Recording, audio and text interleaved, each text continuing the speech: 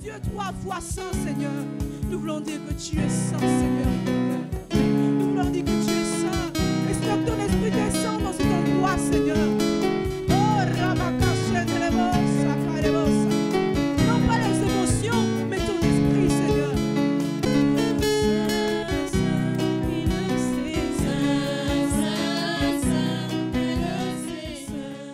Est-ce qu'on peut acclamer la présence de Dieu ce matin?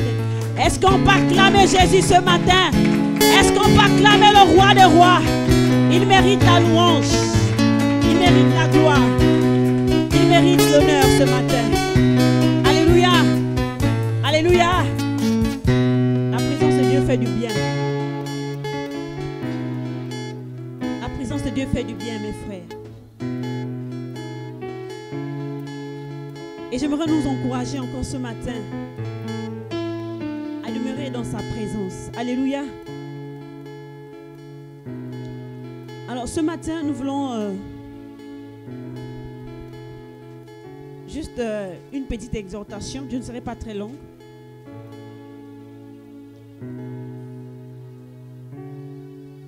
Nous allons ouvrir nos Bibles dans Galates chapitre 5, verset 24. Galates chapitre 5, je crois que ça vient avant Éphésiens. Galates chapitre 5, verset 24.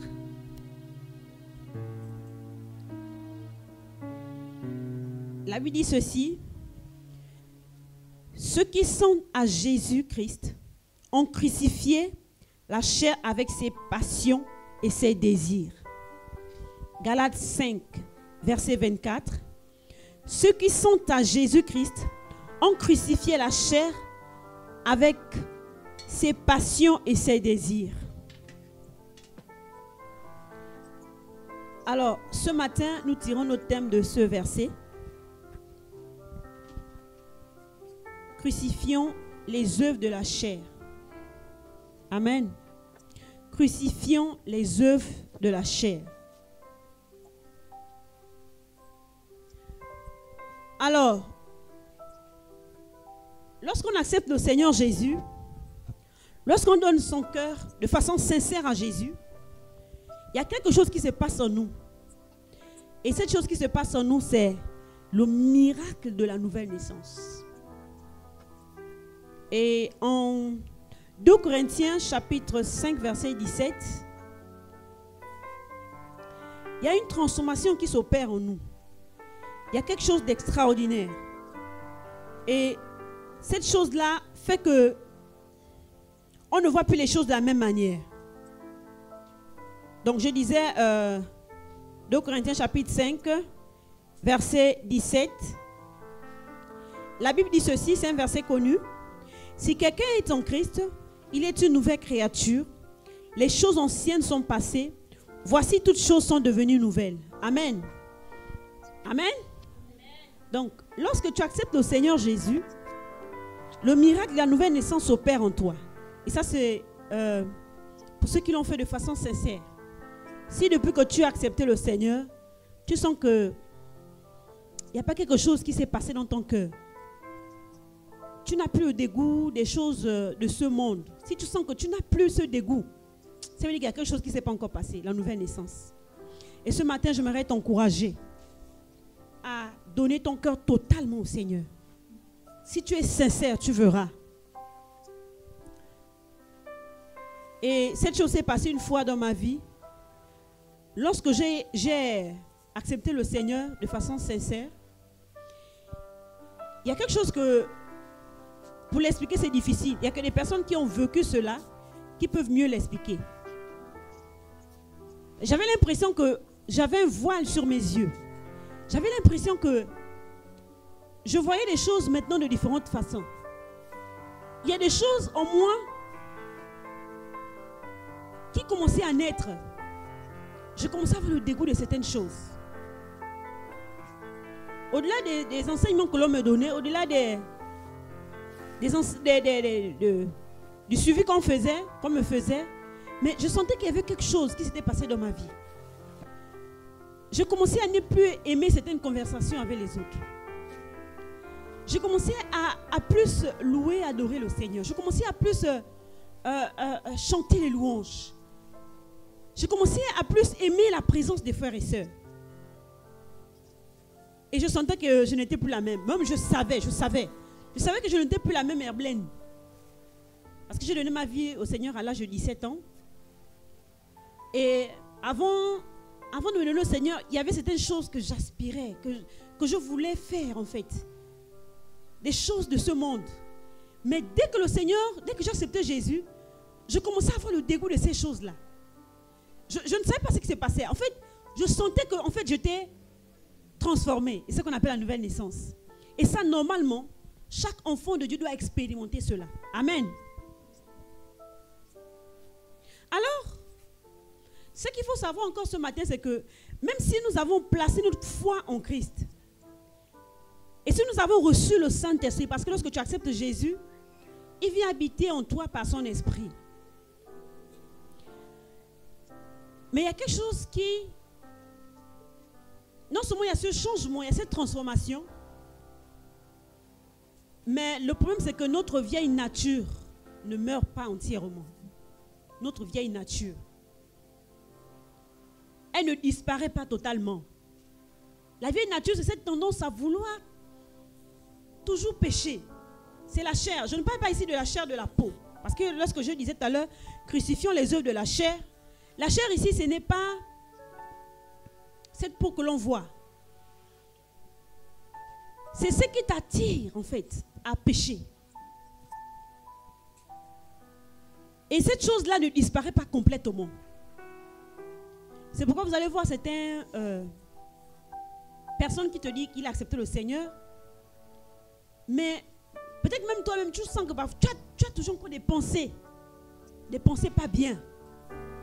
Tu as toujours parfois des désirs. Tu sens que ces désirs-là ne sont pas des désirs qui glorifient le Seigneur.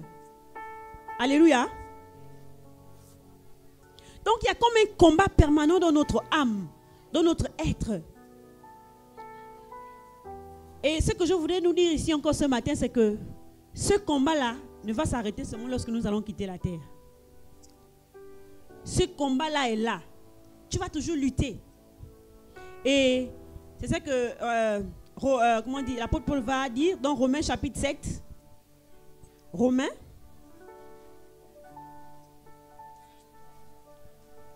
au chapitre 7, verset 19. Ça, c'est l'apôtre Paul qui dit. Et il va expérimenter ce combat aussi. Il va dire, car je ne fais pas le bien que je veux, et je fais le mal que je ne veux pas. Et pourtant, il avait accepté le Seigneur, il marchait avec le Seigneur, mais en fait, le problème, c'est que il se rend compte qu'il y a des choses qu'il a envie de faire, mais il n'arrive pas. J'ai envie de faire le bien. J'ai envie d'obéir au Seigneur. J'ai envie vraiment de glorifier le Seigneur. Mais je n'y arrive pas. Je suis toujours porté à faire des choses pas bien. Et parfois, c'est comme ça que ça se passe dans nos vies. Il y a des choses, lorsque tu viens à l'église, tu écoutes des enseignements. Tu écoutes la parole de Dieu. Tu sais que c'est bien de le faire. Mais le problème, c'est que tu es confronté à ce combat, en fait.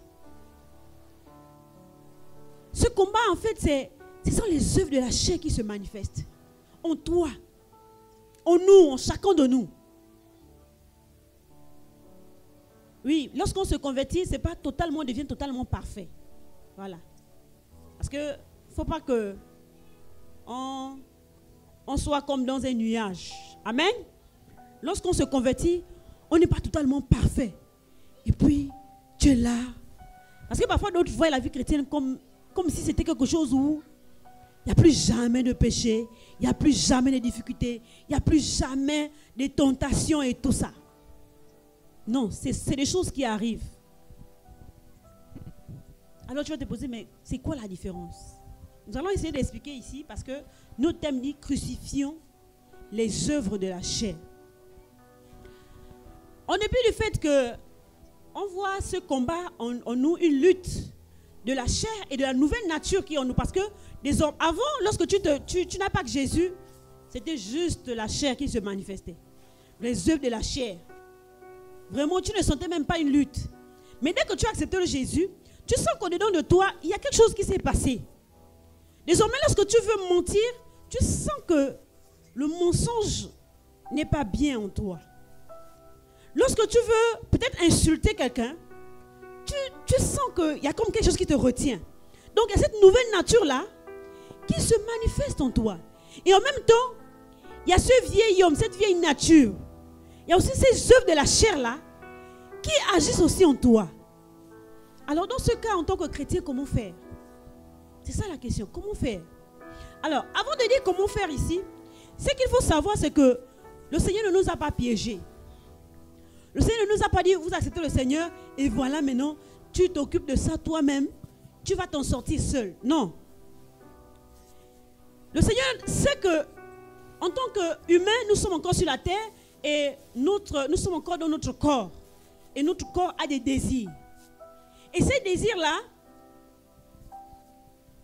doivent être crucifiés, ces désirs charnels. Alors, Dieu ne nous laisse pas comme ça. Il met des choses, il nous donne des éléments qui vont nous aider à pouvoir maintenir la chair à sa place, les œuvres de la chair à leur place. Parce que, en réalité, Dieu nous a donné cette capacité de faire en sorte que ces œuvres de la chair ne nous dominent pas. Que ces œuvres de la chair, nous puissions avoir la victoire sur ces œuvres. Oui, il y a cette possibilité. Même si cette lutte va continuer jusqu'à ce que nous quittons cette terre-là, mais Dieu ne nous a pas laissés comme ça. Dieu n'a pas dit qu'ils vont se débrouiller eux-mêmes. Ils vont lutter seuls. Non. Dieu a donné à l'enfant de Dieu, aux chrétiens, des éléments qui vont l'aider à pouvoir dominer, à pouvoir avoir la victoire sur ces œuvres de la chair-là. Alors la question ce matin, est-ce que toi, tu es partant pour crucifier la chair et ses œuvres? Parce que c'est d'abord là le problème. Les œuvres de la chair sont là. Tout à l'heure, nous allons les citer. Les désirs de la chair sont là. Il y a des choses en toi que tu sens que tu as parfois envie de les faire, mais tu luttes avec ça. Mais est-ce que d'abord, tu veux te séparer de ces choses? Parce que tout commence là. Si tu es encore attaché à cela, si tu n'es pas prêt à te séparer de ces choses-là, il sera difficile pour toi de dominer sur les œuvres de la chair. Donc, la première chose à faire, c'est d'abord prendre la décision, toi-même, de crucifier ces choses.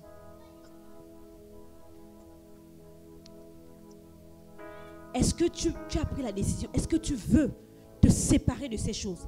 Est-ce que tu veux que ces choses puissent... Est-ce que tu veux que ces choses n'aient pas l'influence sur ta vie chrétienne, sur ta foi? Ou bien tu défends ces choses?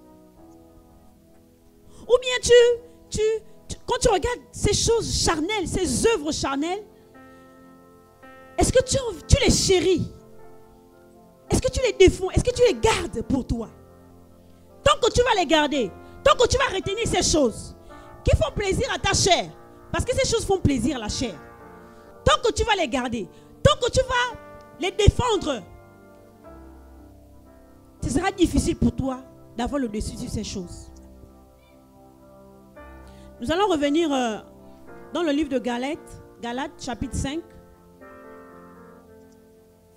Avant, nous allons d'abord, avant Galates, s'il vous plaît.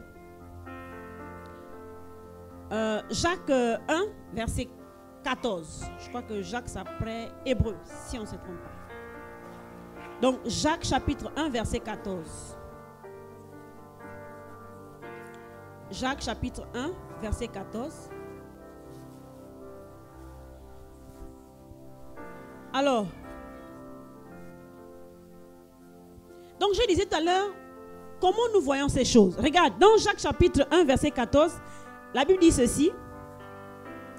Mais chacun est tenté quand il est attiré et amorcé par sa propre convoitise.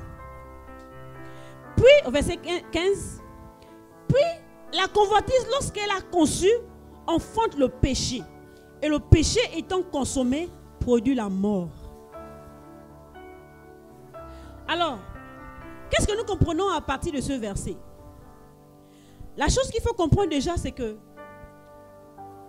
si tu ne comprends pas que les désirs de la chair, les œuvres de la chair sont graves, si tu ne comprends pas que ces choses sont graves, il sera difficile pour toi de te séparer de cela. Il sera difficile pour toi de comprendre l'urgence de quitter ces choses, d'abandonner ces choses. Il sera difficile pour toi. On dit ici que nous sommes tentés lorsque nous sommes attirés, amorcés par notre propre convoitise. Et la convoitise, c'est dans nos cœurs. Il y a des choses sur lesquelles, des choses qui nous attirent, des choses que nous voulons faire, des choses qui ne glorifient pas le Seigneur. Mais le problème, c'est que si nous pratiquons ces choses, ce qui va arriver, c'est quoi? C'est que nous péchons et nous savons que le péché amène où? Amène la mort. Regardons Romains. Romains 8, verset 13.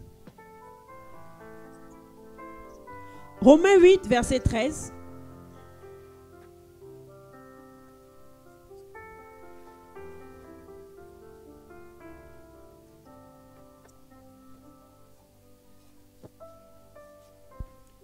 La Bible dit ceci.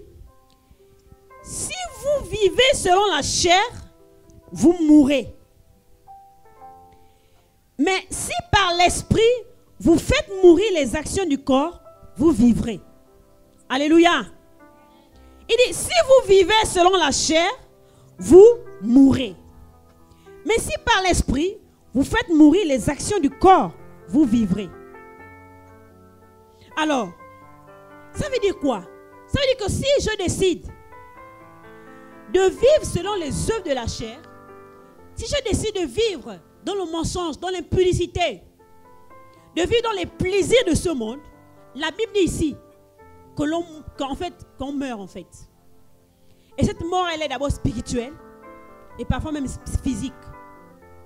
Parce que plus nous nous enfonçons dans ces choses, plus en fait, nous allons petit à petit vers l'enfer.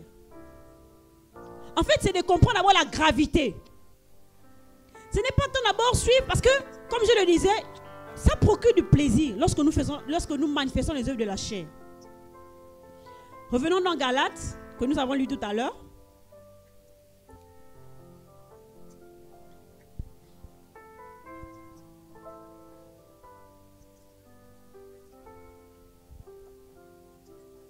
La Bible dit au verset 19, la Bible ici nous présente les œuvres de la chair. La Bible dit ceci. Or, les œuvres de la chair sont manifestes. Donc, Galates chapitre 5, verset 19.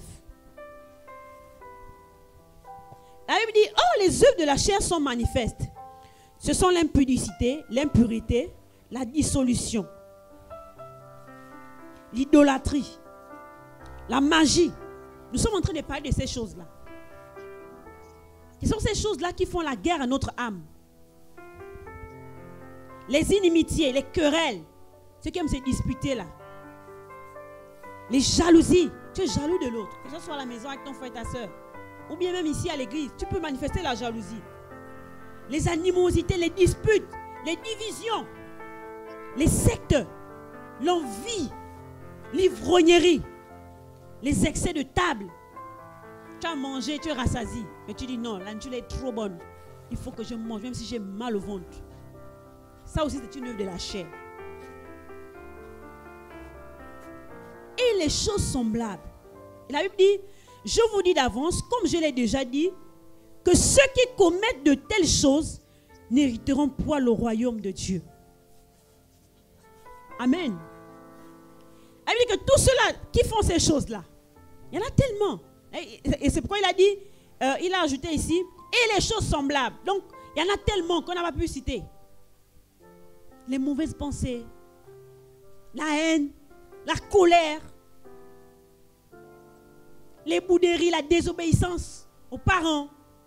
Toutes ces choses, les choses auxquelles nous sommes parfois attachés.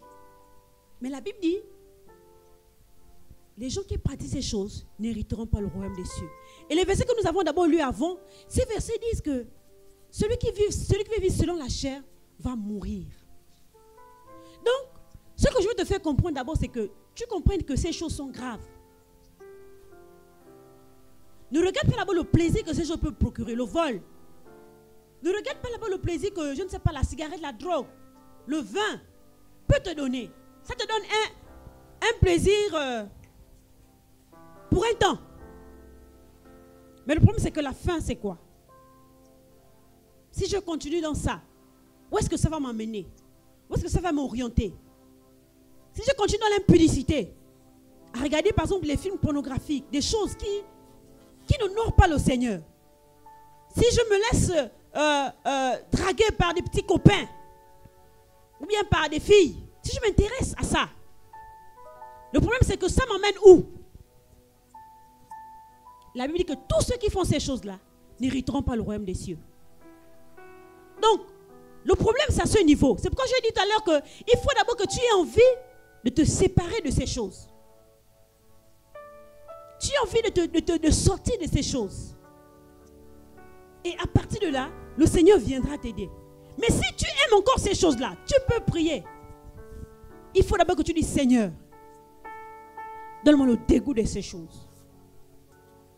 Donne-moi que ces choses-là, comme disait l'apôtre Paul, les choses que je considérais avant comme des trésors, parce que ces choses pour nous, c'est comme des trésors.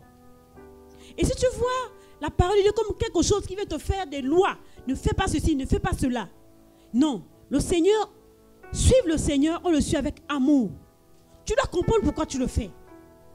C'est d'abord parce que Dieu t'aime qu'il te le dit. Il ne t'a pas caché cela. C'est pour ton bien que Dieu te dit, ces choses-là, ça va t'amener à des endroits où il ne faut pas. Parfois, la sentence même de ces choses peut commencer même sur la terre. Des maladies, des problèmes. Beaucoup peuvent se retrouver même en prison. Parce qu'ils se sont retrouvés dans des choses pas bien, dans le vol, dans des groupes, des personnes, des amis qu'il ne fallait pas. Et finalement, ils se retrouvent comme ça à la police. Ils se retrouvent en prison. Ils se retrouvent avec une maladie. Pourquoi? Parce que il n'a pas voulu obéir à la parole de Dieu.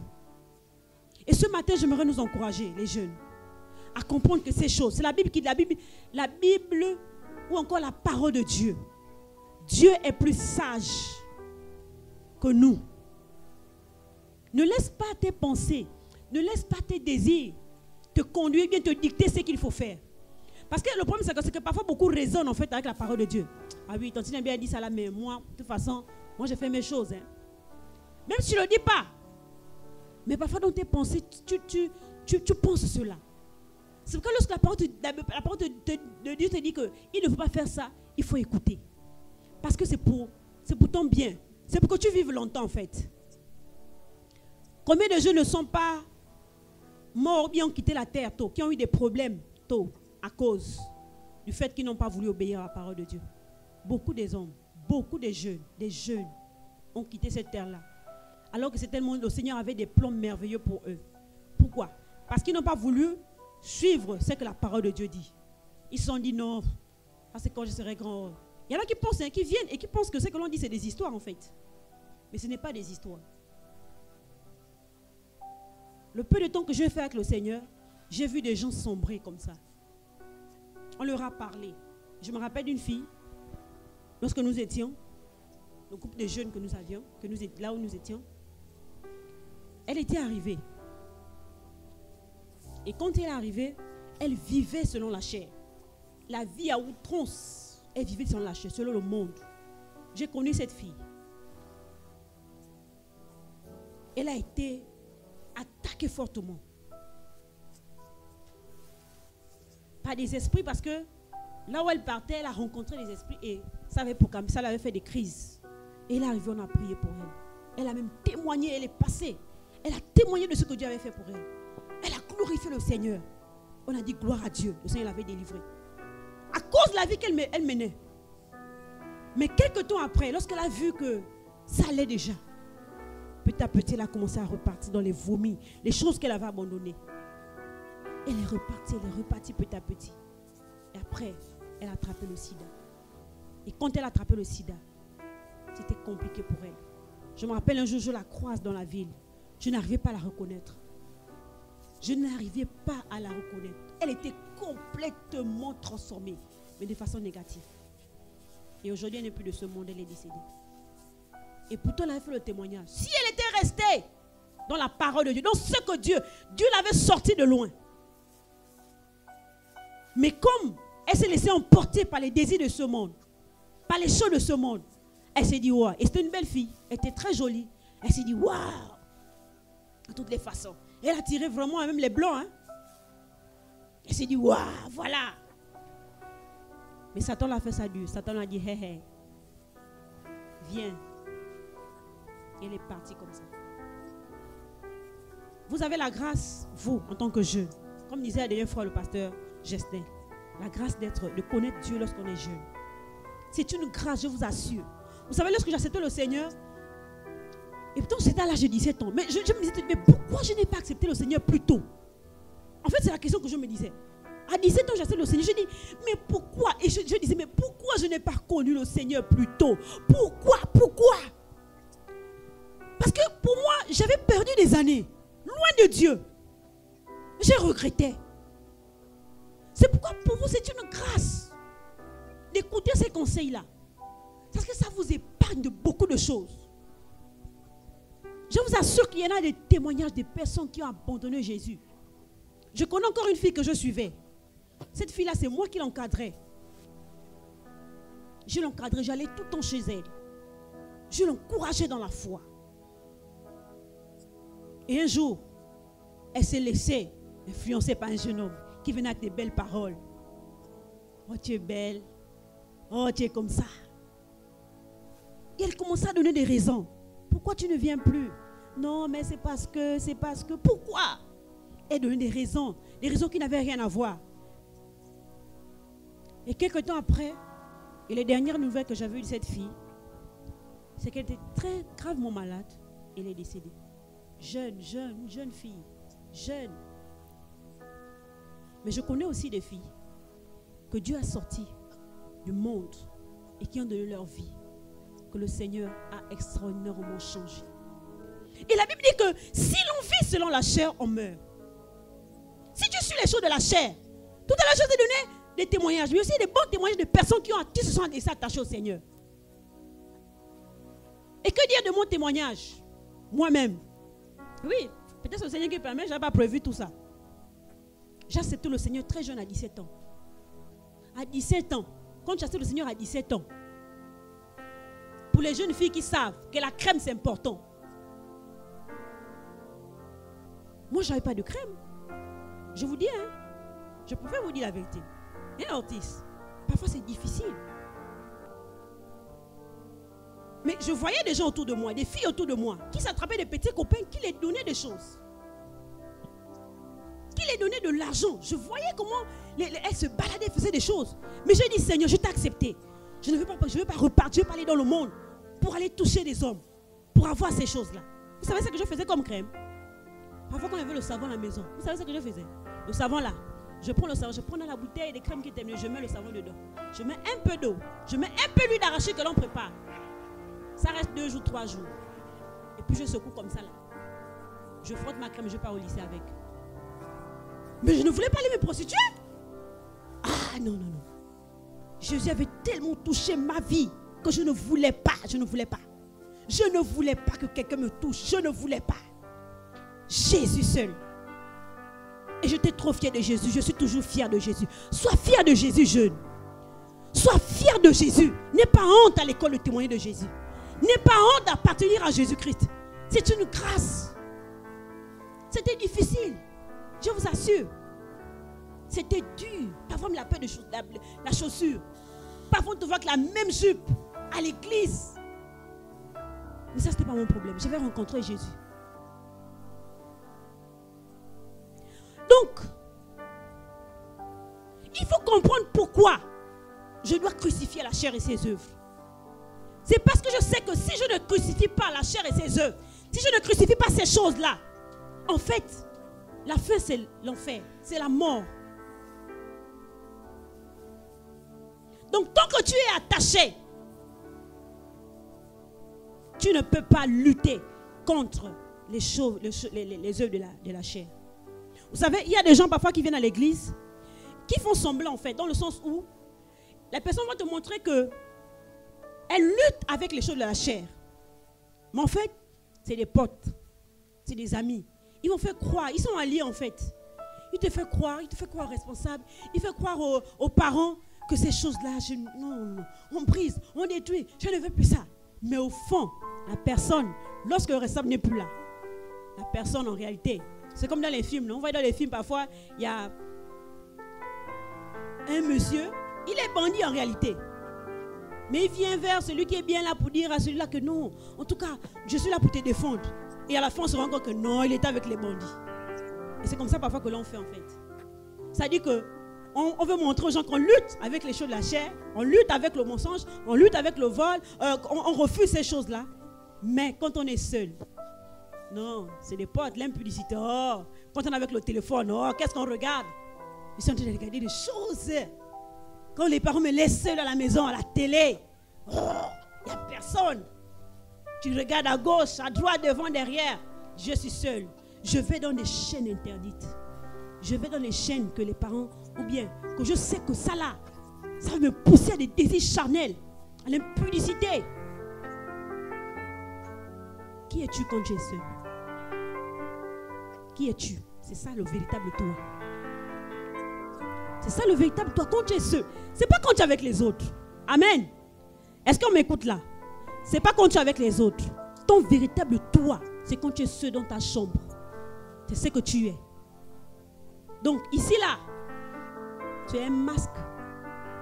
Si la façon que tu te comportes avec les frères, avec les sœurs, c'est la même façon que lorsque tu es seul, ça veut dire que tu as été transformé.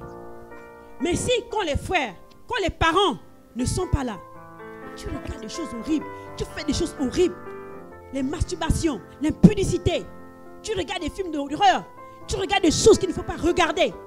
Alors là, c'est ça le vrai toi. Et là, tu dois faire un travail. Tu as besoin d'aide. Tu as besoin que le Seigneur te délivre. Parce que si Jésus vient et te trouve dans cet état, mon frère et ma soeur, ne sois pas surpris que tu sois resté. Que tu sois resté. Oui, oui. C'est pourquoi tu dois prendre conscience lorsque je te parle. C'est tellement le Saint-Esprit te dit quelque chose. Te pointe du doigt par rapport à un point lorsque tu es seul. C'est ce que tu fais. Les mauvaises choses que tu fais là, seul là. Dis-toi, Seigneur, je veux me séparer de ça. Amen. Alléluia.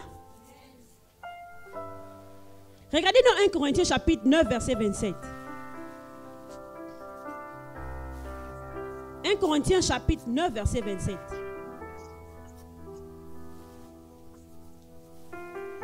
Il y a quelqu'un qui a été confronté à ça et comme je le disais la dernière fois, tout à l'heure, je vais dire, c'est l'apôtre Paul. Regarde ce qui va se passer. Il va dire, quand il a compris, quand il a compris que la chair et ses œuvres, ce sont des choses, les œuvres de la chair, il ne faut pas les laisser dominer notre vie. Qu'est-ce qu'il va faire? Il dit, mais je traite durement mon corps et je le tiens assujetti, de peur d'être moi-même rejeté après avoir prêché aux autres. Il dit, je traite durement mon corps. Il dit, je le tiens assujetti. Je fais des choses de telle sorte que, non, ça ne puisse pas, je ne puisse pas faire les œuvres de la chair. Regarde par exemple, pour les gens qui écoutaient avant la musique du monde, il y a des chants, je sais que c'était bien ici. Des chants mondains, hein? Des chants du monde. C'est-à-dire que quand tu es là, quoi, tu montres que tu aimes les louanges. En tout cas, tu es passe-partout. Dès qu'il y a les chants du monde, tu déboules. Donc, il y a les louanges, tu déboules. Mais qui es-tu réellement? Es-tu chrétien ou tu es païen? Il faut que toi-même tu arrives à décider dans ta vie qui tu es. Est-ce que tu as décidé de marcher avec Jésus-Christ ou tu as décidé de vivre selon le monde? Parce que le problème c'est quoi? Le problème c'est que si tu fais ces choses, tu fais d'abord les choses du monde, après tu fais les choses de Dieu. En réalité, tu es toujours dans le monde. Il ne faut pas te mentir. Moi je te dis ce qui est vrai. En fait, en réalité, tu es païen. Tu n'as pas encore rencontré Jésus. Moi je te dis vrai. Hein? Si tu sens que toi, Dans les choses du monde, tu es toujours là. Chaud, ça ne te dérange pas. Wow. Avec les amis, les autres. Tu es toujours en train de faire ces choses, la musique, de faire les choses du monde. Et que quand tu viens à l'église aussi, tu chantes, tu es là. Il y a un problème chez toi. Tu n'es pas encore converti. Toi-même, il faut que tu saches, quand tu sors de là, tu saches qui tu es. Et que tu dises, là, j'ai besoin du secours du Seigneur. Alléluia.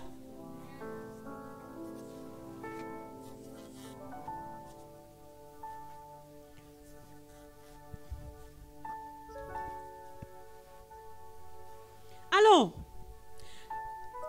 maintenant ici, ce que l'on veut aborder, c'est comment faire. Comment faire pour savoir que ça là, ce sont les œuvres de la chair? Comment faire pour reconnaître que ça, ce sont les œuvres de l'esprit? Et regardez dans Galates chapitre 5, tout à l'heure nous avons déjà lu les œuvres de la chair. Galates chapitre 5, verset 16, non, à partir du verset 22, je crois. On va regarder. Celui qui a la page peut nous faire la lecture. Il ne faut pas hésiter. Dans Galates chapitre 5, verset 22, la Bible dit ceci.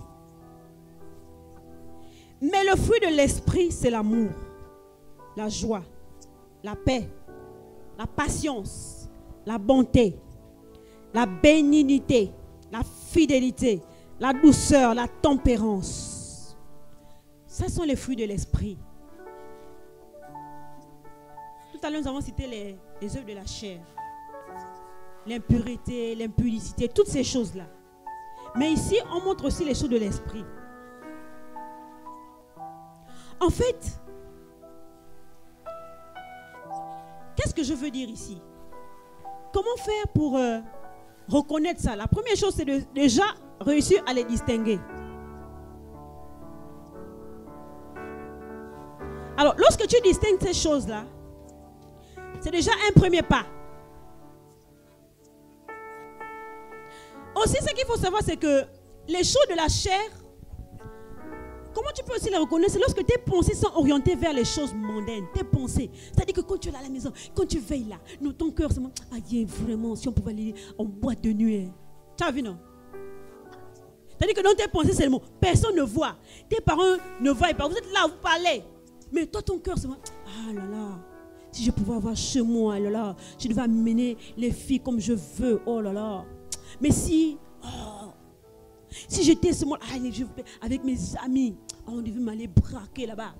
Ah, si je peux goûter même le vin là, la boisson là. Non, c'est à cause de mes parents quoi.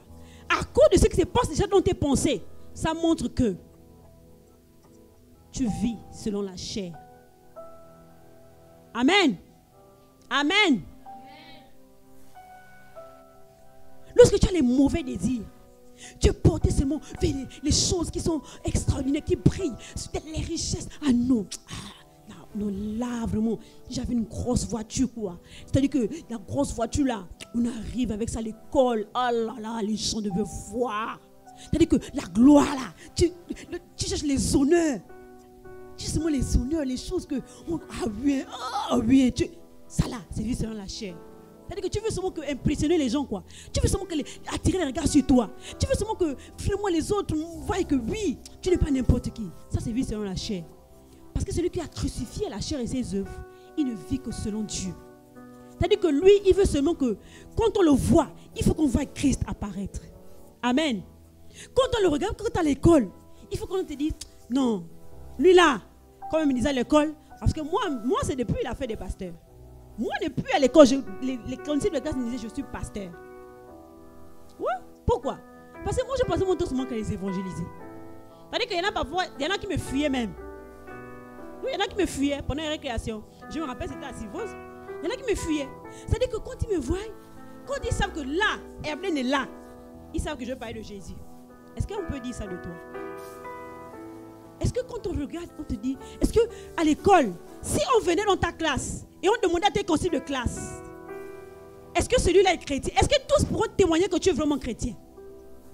Parce que c'est là-bas où le Seigneur attend que nous manifestons la véritable vie chrétienne. Amen. Est-ce que si à la maison, on est à la maison, moi c'est surtout à l'école parce que à la maison, on peut encore être, les parents sont là, on joue un peu aux chrétiens. Mais à l'école, c'est là le vrai nous aussi apparaît. Est-ce que tes professeurs, est-ce que tes enseignants, quand on parle de toi, on peut dire que lui là, il est chrétien. S'ils ne disent pas que toi tu es chrétien, c'est qu'il y a un problème. Oui. Moi, mes professeurs savaient que j'étais chrétien. Ils savaient. Parfois, ils me disaient, oui, là tu vas déjà à l'église. Oui, pas à l'église. J'étais fier de le dire. Oui. Et il faut être fier de ça. Et il y en a qui ne voulaient pas être des amis avec moi parce qu'ils savaient que moi j'étais chrétien. C'est pas un problème. Moi c'est Jésus. J'ai choisi Jésus. Et je prie au nom de Jésus que vous aussi, vous soyez même comme ça. Que dans vos classes, que l'on reconnaisse que vous êtes des véritables chrétiens. Non seulement dans votre attitude, dans votre comportement, dans votre manière de parler.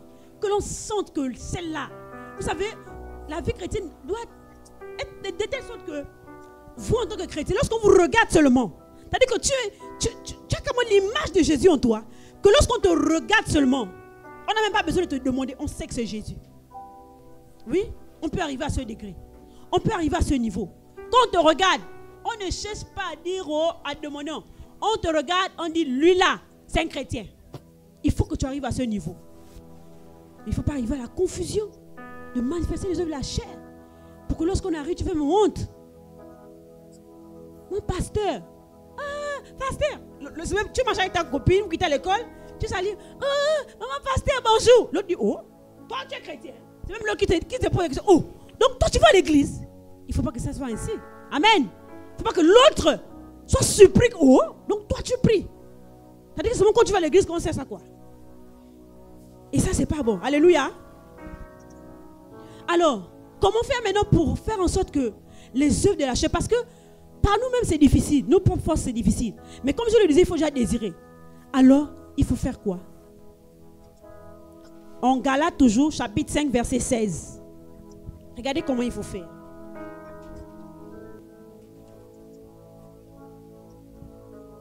Galates chapitre 5, verset 16, la Bible dit ceci. Je dis donc, marchez selon l'esprit et vous n'accomplirez pas les désirs de la chair. Est-ce qu'on peut répéter ça ensemble? Je dis donc, allons-y. Donc, vous répétez après moi. Marchez selon l'esprit. Et vous n'accomplirez pas les désirs de la chair. On répète encore. Marchez selon l'esprit. Et vous n'accomplirez pas les désirs de la chair. Vraiment, c'est beau. C'est ça là, le moyen que le Seigneur nous donne. Que si je marche selon l'esprit, si je me laisse conduire par le Saint-Esprit, si je suis les directives de l'esprit, alors les œuvres de la chair ne seront pas accomplies dans ma vie. Amen. Regarde dans Romains chapitre 8, verset 5. Romains chapitre 8, verset 5. Romains chapitre 8, verset 5.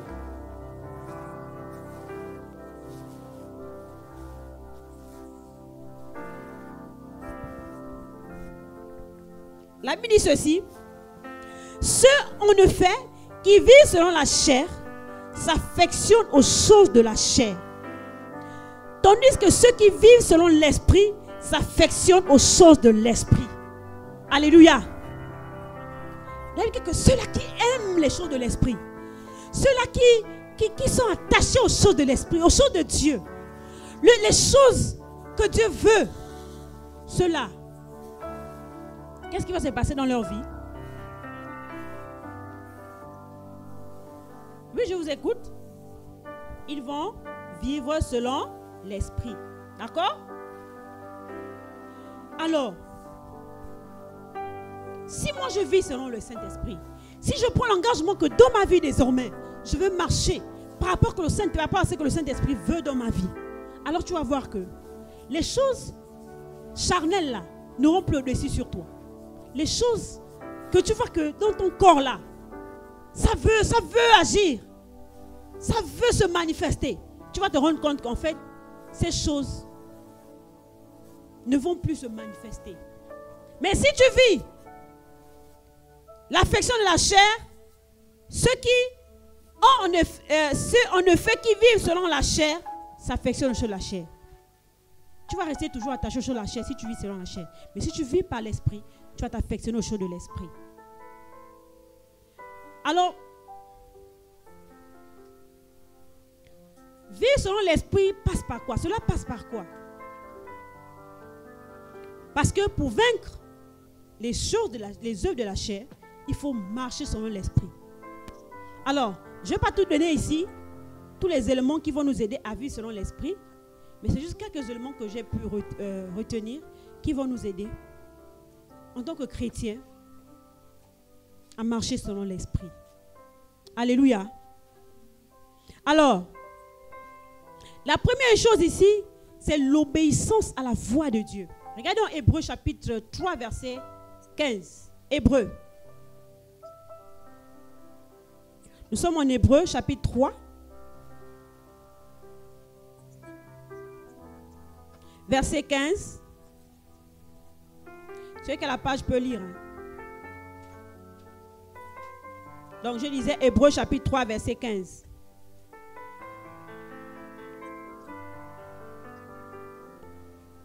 Ok, je vais faire la lecture.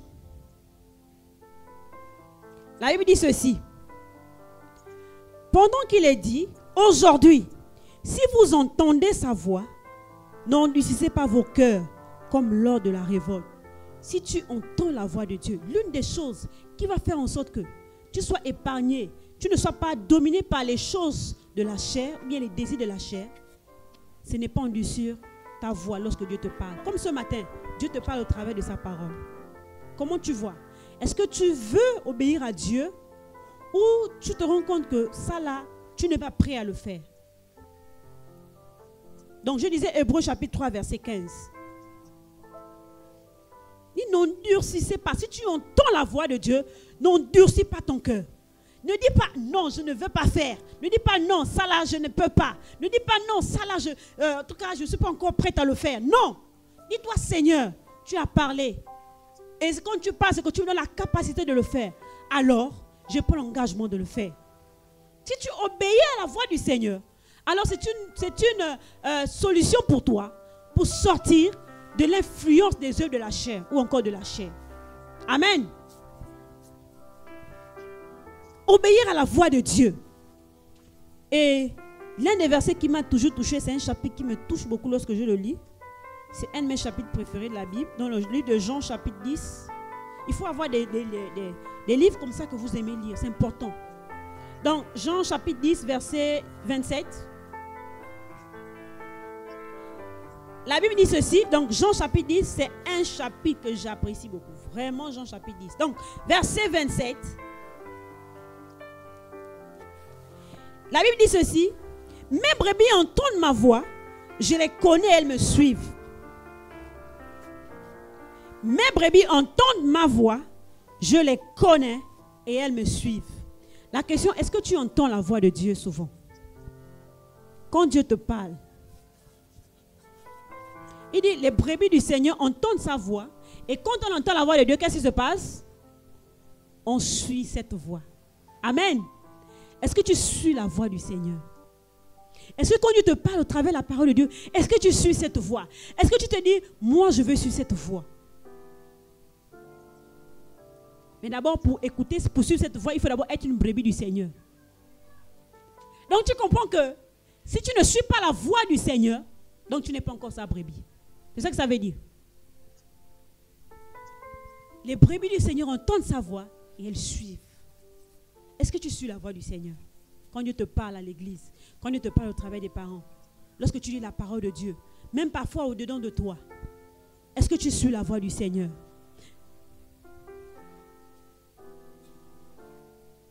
Dieu peut te parler au travers de la parole. Dieu peut te parler au travers des frères et sœurs dans le Seigneur. Quelqu'un vient t'exhorter. Quelqu'un vient t'encourager dans la foi. Mais il y a la voix de Dieu dans ce que ton frère te dit. Ta sœur en Christ te dit. Dans ce que le pasteur te dit. Dieu peut te parler de façon aussi intérieure, par son esprit. Il y a des choses que parfois, on désobéit tellement au Saint-Esprit. Le Saint-Esprit parfois nous parle au-dedans de nous. Parfois tu es devant quelque chose. Tu dois prendre une décision. Tu sais que ce n'est pas bien. Et au fond de toi, le Saint-Esprit te dit que non, ne le fais pas. Mais on désobéit. Tu prends l'engagement de dire non, je vais désobéir. Et pourtant, le Saint-Esprit nous parle. N'attends pas toujours que ce soit seulement à l'église. Non, même à l'école, le Saint-Esprit te parle. Pendant que les autres se moquent des autres. Au fond de toi, parfois, tu sais que ce n'est pas bien de te moquer aussi. Mais le Saint-Esprit te dit déjà, te rappelle que ce n'est pas bien. Mais pourquoi tu désobéis? Ça veut dire que tu n'as pas écouté la voix du Seigneur. Et le Seigneur veut qu'on puisse obéir à sa voix. Marcher selon l'Esprit, c'est aussi obéir à la voix de Dieu. Lorsque la voix de Dieu se fait entendre dedans de nous, au travers des frères et sœurs, des pasteurs, au travers de notre cœur.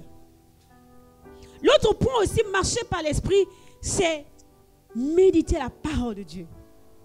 Oui, lire la parole de Dieu, chercher à comprendre, c'est ça, méditer la parole de Dieu.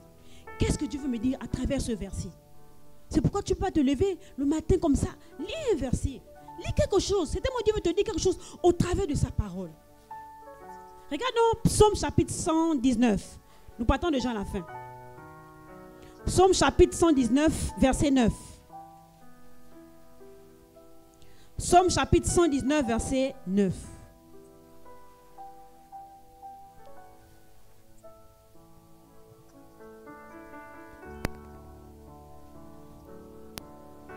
La Bible dit ceci.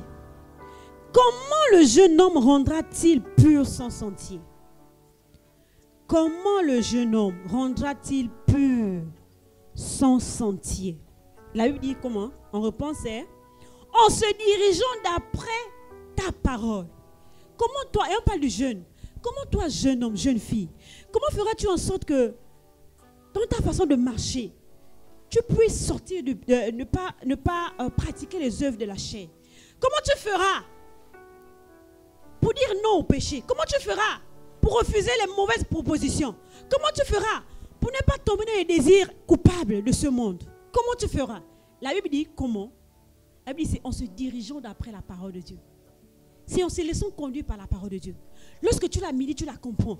Lorsque tu lis la parole de Dieu tous les jours, lorsque tu cherches à la comprendre, le Seigneur te donne comment il faut vivre même dans ce monde. Le Seigneur va mettre en toi le désir de ne même pas pratiquer ces choses-là. Et le dernier point que je voulais donner ici, c'est en passant le temps aussi en louant et adorant le Seigneur. Est-ce qu'il t'arrive parfois quand tu es seul à la maison, de dire, moi je veux louer, je veux adorer le Seigneur. De rentrer dans ta chambre et de tout simplement louer le Seigneur. Vous savez, on ne peut pas rencontrer le Seigneur et rester le même. Qu'est-ce qui monte dans ton cœur chaque jour? Quels sont tes désirs? Et je me rappelle, quand je venais de me convertir, c'était comme ce feu-là. Quand je quittais l'école, je rentrais dans ma chambre. J'adorais le Seigneur. Je le louais. Je glorifiais son nom. Et je passais la journée à louer le Seigneur. Quand je travaillais, je faisais la vaisselle. Je louais le Seigneur. Je chantais pour le Seigneur. Parce que mon cœur était rempli de l'amour pour le Seigneur. Et ma prière pour vous, c'est que l'on voie en vous cet amour, ce feu qui est en vous. Cet amour pour le Seigneur. Qu'on n'a même pas besoin de te forcer pour prier. On n'a pas besoin de te forcer pour venir à l'église. Tu peux expérimenter cela. Tu peux expérimenter la plénitude, la présence de Dieu. Tu peux expérimenter l'amour de Dieu. Ton corps peut être rempli. Mais est-ce que tu désires cela? Est-ce que tu veux connaître Dieu? Est-ce que tu veux rentrer davantage en présence de Dieu? Est-ce que tu as soif de Dieu? Quelqu'un dit dans la Bible que comme soupire une biche après l'eau d'un ruisseau, ainsi mon âme soupire après toi. La Bible dit dans le psaume chapitre 1, verset 1 à 2, il dit heureux l'homme qui ne marche pas selon le conseil des méchants, mais qui trouve son plaisir dans la loi de l'Éternel.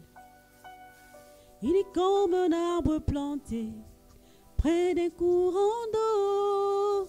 Heureux l'homme qui se confie dans les voies de l'Éternel.